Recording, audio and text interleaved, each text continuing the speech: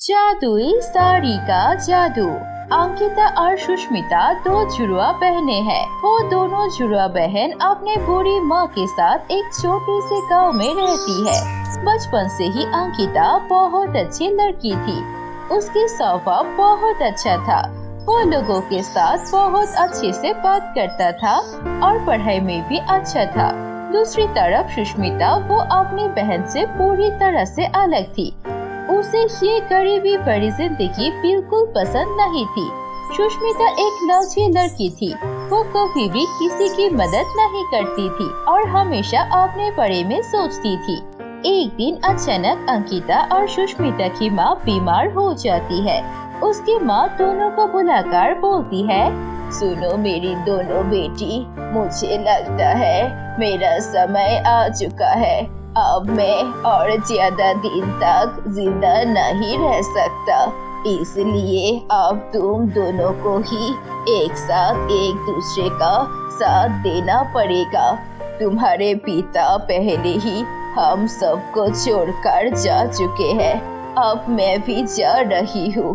अंकिता, तुम सुष्मिता का ध्यान रखना और सुष्मिता, तुम अंकिता की हर बात मान के चलना। अंकिता, तुम दिल की बहुत अच्छी हो। मैं दुआ करती हूँ तुम्हें जीवन में सारी सुख मिले, लेकिन तुम अपनी बहन का अच्छे से ध्यान रखना बेटी। तुम्हें तो पता है सुष्मिता थोड़ी सी कम समझती है और बोलती ज्यादा है। उसकी बातों का बुरा मत मानना। सुष्मिता और अंकिता बहुत रोती है। कुछ दिन बाद उनकी माँ की मृत्यु हो जाती है। अब पूरे घर की जिम्मेदारी उन दोनों बहनें पर आ जाती है। अंकिता सुष्मिता से बोलती है, सुनो सुष्मिता, मैं चाहती हूँ कि आप घर का सारा काम हम दोनों बांट ले, क्योंकि माँ अब इस दुनिया में नहीं है। मैं अगर बाहर काम करूँगी तो तुम्हें कम से कम घर का काम करना पड़ेगा। कभी भी नहीं, मैं कोई भी काम नहीं करूँगी। माँ ने कहा था कि तू मेरी ध्यान रख लेगी। तू मुझसे पहले पैदा हुई थी ना, अब मेरी ध्यान तू ही रहेगी। ये तुम कैसे बातें कर रही हो? हम दोनों जुड़वा है। और रही बात माँ का, माँ ने तुम्हारा ध्यान रखने को बोला था, लेकिन माँ ने तो ये भी कहा था कि हम दोनों मिलजुल कर रहे। तुम अगर ऐसे करोगे तो कैसे चलेगा? मुझे कुछ नहीं पता, लेकिन मैं घर का काम नहीं कर सकती। अंकिता सुष्मिता को समझाने की कोशिश करती है, लेकिन सुष्मिता कोई भी बात नहीं सुनती है। अब अंकिता सुबह उठ के घर का सारा काम खत्म करके बाहर जाती है काम करने के लिए, और शाम को लौटकर भी घर का सारा काम अंकिता ही करती है। दूसरी तरफ सुष्मिता अपने दोस्तों के साथ इधर उधर घूमती रहती है। ऐसे ही दिन जाती रहती है। एक दिन अंकिता बहुत बीमार होती है। सुनो सुष्मिता, आज मेरे जगह पर तुम काम पर चले जाओ। मैं बहुत बीमार हूँ। अगर आज काम पर नहीं जाओगे तो मालिक मुझे काम से निकाल देंगे। बिल्कुल नहीं, मैं तुम्हारी जगह पर काम पर नहीं जा सकती। मुझे और भी ज्यादा काम है। अंकिता बीमार शरीर में अपने बिस्तर पर पड़ी रहती है और सुष्मिता अंकिता की बात न सुनकर अपने दोस्तों से मिलने चली जाती है। सुष्मिता जब जा रही थी तभी रास्ते में उसे एक सांप काट लेते हैं। उसके बाद सुष्मिता वहाँ पर ही गिर जाती है।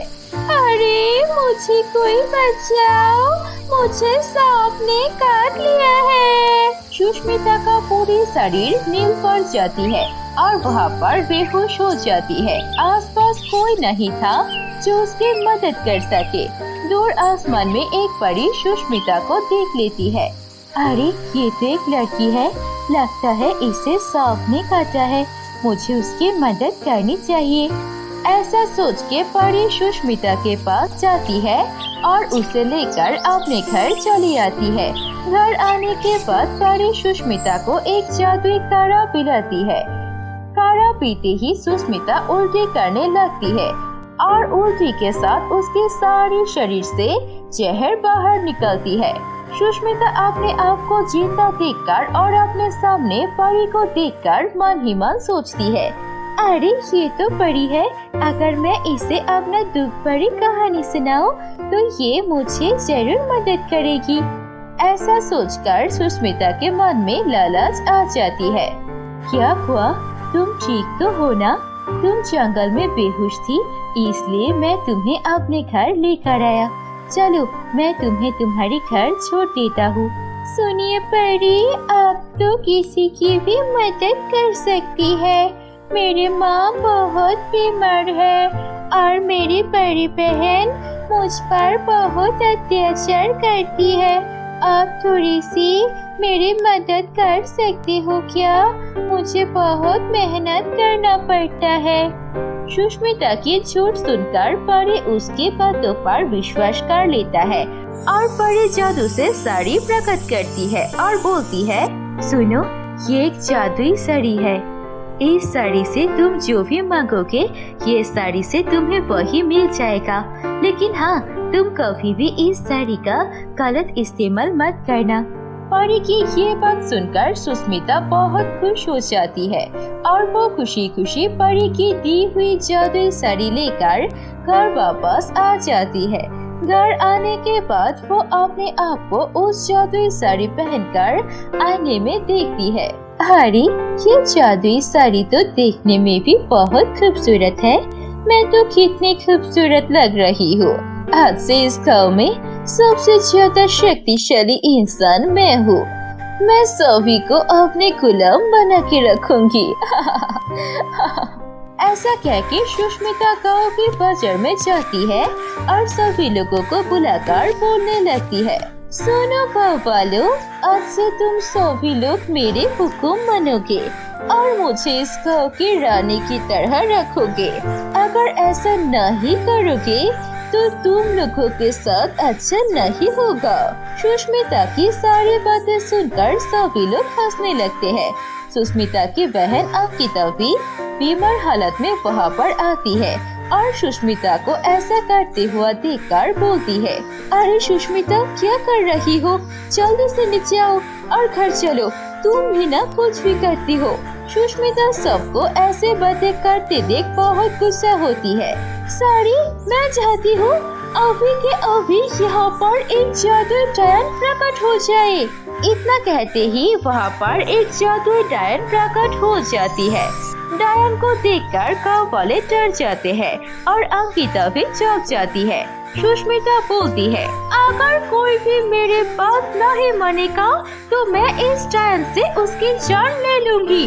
आप बताओ, क्या मुझे रानी मानते हो?